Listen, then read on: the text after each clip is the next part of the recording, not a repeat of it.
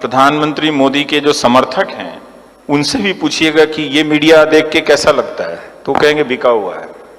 उनको भी पता है कि इस मीडिया की कोई क्रेडिबिलिटी नहीं है और उनको अच्छी तरह से पता है, पर वो एक्ट नहीं करना चाहते हैं। वो अलग अलग तरह के जाल में फंसे हैं। हर समय एक नया थीम आ जाता है तो उनके लिए भी मुश्किल होता है। एडमिनिस्ट्रेशन तो अब बात ही नहीं करता ऑन रिकॉर्ड। अगर आप दिल्ली में देखें, इसके पहले 2014 से पहले कभी हेल्थ सेक्रेटरी ऑफ रिकॉर्ड बोल रहे हैं या ऑन रिकॉर्ड बोल रहे हैं, ये सब बंद हो गया है,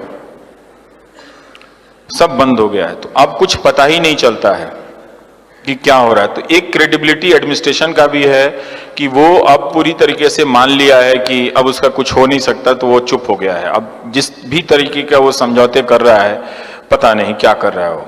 तो अखबार में आपके पास सूचना नहीं है, एडमिनिस्ट्रेशन में कोई बोलने वाला नहीं है, आरटीआई से आप ब्लॉक हैं, तो क्रेडिबिलिटी का बहुत भारी क्राइसिस है। जनता अपनी समस्या सुनना चाहती है और इस वक्त जो सबसे ज्यादा क्राइसिस में है वो मोदी सपोर्टर हैं, क्योंकि उन्होंने एक सर्टेन एस्पिरेशंस के साथ उन्हें चुना था। अब जहां कहीं कुछ नहीं होता है तो चाहते हैं कि पीएम तक बात पहुंचा दी जाए, क्योंकि वही हर बात के नेता हैं, है ना। तो वो बात ही नहीं पहुंचने देता है वो गोदी मीडिया जो है, तो वो बहुत परेशान है वो सारे लोग।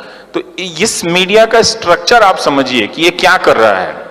ये जो मोदी के वोटर हैं उनको भी अपने दायरे से बाहर फेंक देता है कि हम जो लेक्चर देंगे वही सुनना है, तुम्हारा प्रॉब्लम हम नहीं सुनेंगे।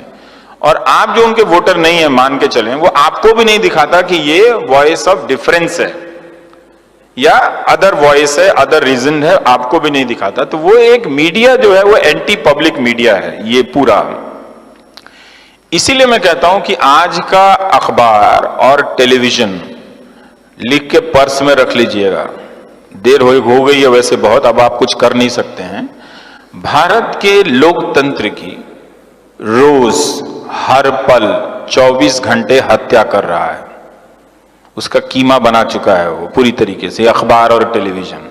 अपवाद स्वरूप कुछ पत्रकार बहुत अच्छा काम कर रहे हैं, खासकर हमारे समय में आप लोगों में से पता नहीं कितने लोगों ने नोटिस किया होगा, कुछ महिला पत्रकार बहुत ही शानदार काम कर रही हैं। वो अपने जोखिम पे, उनके पास बहुत अच्छी नौकरियां नहीं हैं, अपने सेविंग से वो लोग काम कर रही हैं। तो जर्नलिस्ट कब तक अपने दम पे काम करता चला जाएगा जब तक आप खड़े होकर पत्रकारों के सपोर्ट में नहीं आएंगे, एक अच्छी मीडिया के सपोर्ट में नहीं आएंगे, बहुत सारे सवाल छूट जाएंगे। और आप एक पैटर्न देखिए, मैं इसको इवेंटोक्रेसी बोलता हूं। हर हफ्ते एक नया इवेंट लॉन्च होता है। वो प्लास्टिक वाला इवेंट तुरंत फेल हो गया। पता क्यों फेल हो गया टीवी पे? क्योंकि क्लाइमेट वाला मामला था। उसमें अगर आपको रिसर्च करना पड़ता, उसमें बच्चे आते, फिर लोग दूसरे तरीके से बात करने लगते और आपको उस इंडस्ट्रियलिस्ट को क्वेश्चन करना पड़ जाता जो जिसके पैसे से सरकारें बनती हैं। तो वो 2 मिनट में बंद हो गया, वो प्लास्टिक वाला इस्तेमाल वाला टेलीविजन से। लेकिन कश्मीर आ जाएगा तो ट्रक पे लिख के पढ़ लिया है न्यूज एंकर, घर आ रहा था तो देखा कि दूध मांगोगे तो खीर देंगे, कश्मीर मांगोगे तो चीर देंगे। अरे ये वाला टॉपिक है, चलो इसी तरह से करो। आप उस डिबेट को ध्यान से देखिए, ध्यान से देखिए। मान लीजिए कि आप मोदी समर्थक ही हैं, क्या वो उस डिबेट में आपको तरह तरह की सूचनाएं दी जा रही हैं। एक समर्थक का भी अपना एक सेल्फ रेस्पेक्ट होता है ना, कि वो चीजें जानना चाहता है।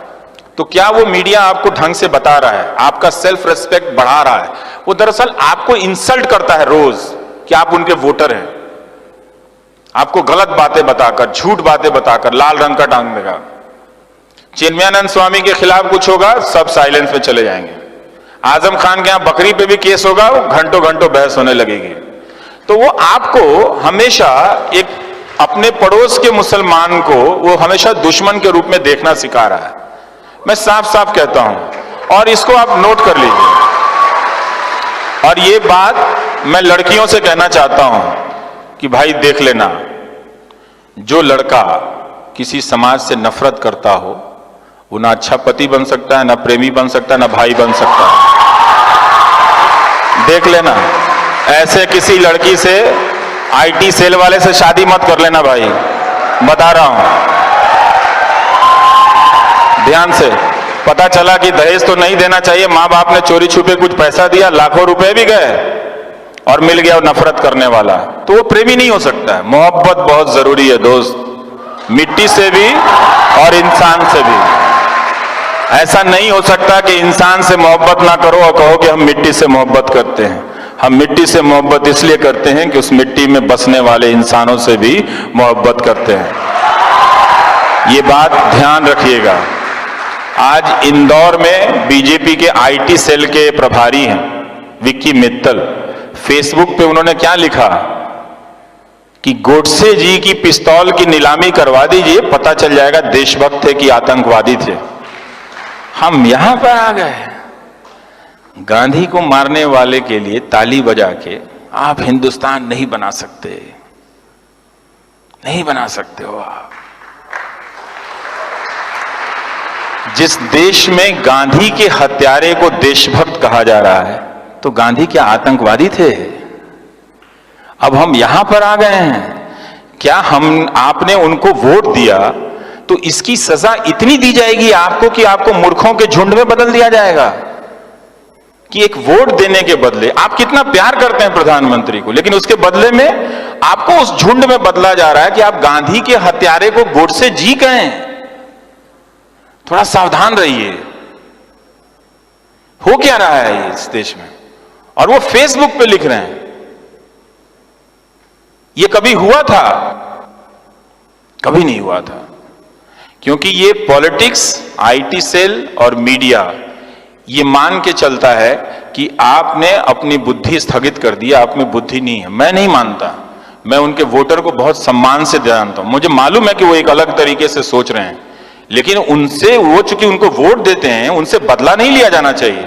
उनको सजा किस बात की दी जा रही है कि उनसे ये कहा जा रहा है, अब चूंकि तुम उनको वोट देते हो, तुम अब मुसलमानों से नफरत करने लगे हो, तो चलो अब गोडसे को भी गोडसे जी बोलो। फिर मालूम नहीं अगली बार अब आपसे क्या कराएंगे। आपके हाथ में बम दे देंगे, कहेंगे जाके फट जाओ कहीं पे, तुम नौकरी मत मांगो। ये मत कीजिएगा, ये मत कीजिएगा। ये शर्म की बात है कि हमारे देश में गांधी की हत्या हुई, और ये उससे भी ज्यादा शर्म की बात है कि एक राजनीतिक दल का कार्यकर्ता फेसबुक पे लिख रहा है गोडसे जी कि पिस्तौल नीलामी कीजिए तो खरीदने वाले लोग आ जाएंगे और उसके 2 करोड़ दे के साबित हो जाएगा देशभक्त थे। गांधी की लाठी की कोई कीमत नहीं है दोस्तों,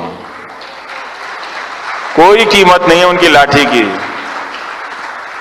उस लाठी को उन्होंने कभी किसी पे नहीं चलाई, तो ये मत होने देना। हालांकि अब देर हो चुकी है, अब तुम्हारे पास करने के लिए कुछ है नहीं, फिर भी बता रहा हूं कि आपको एक रोबोट में बदल दिया गया है, गलत सूचनाओं से भर के। अब आपसे सिर्फ 2 ही काम लिए जाएंगे।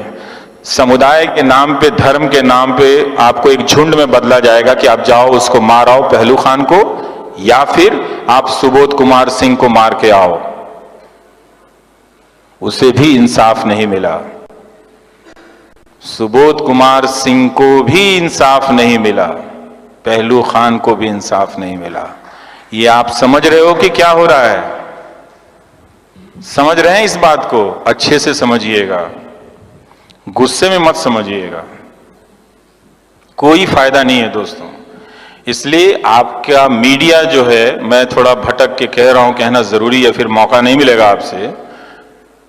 आपका मीडिया अब आपसे बदला ले रहा है। जब तक आप अपने आप को अलर्ट नहीं करेंगे, एक्टिव नहीं करेंगे, ये मैं क्यों कहता हूं कि आप इन अखबारों को पढ़ना बंद कर दीजिए, इन चैनलों को देखना बंद कर दीजिए और पैसा प्रधानमंत्री राहत कोष में दे दीजिए। ये मैं इसलिए इस उम्मीद में कहता हूं कि आप दबाव डालेंगे तभी मीडिया स्वतंत्र होगा, तभी मीडिया स्वतंत्र होगा। और एक बात जान लीजिएगा, मीडिया की स्वतंत्रता हमसे अपनी नौकरी के लिए नहीं कह रहे हैं, आपके लिए कह रहे हैं। जब मीडिया नहीं होगा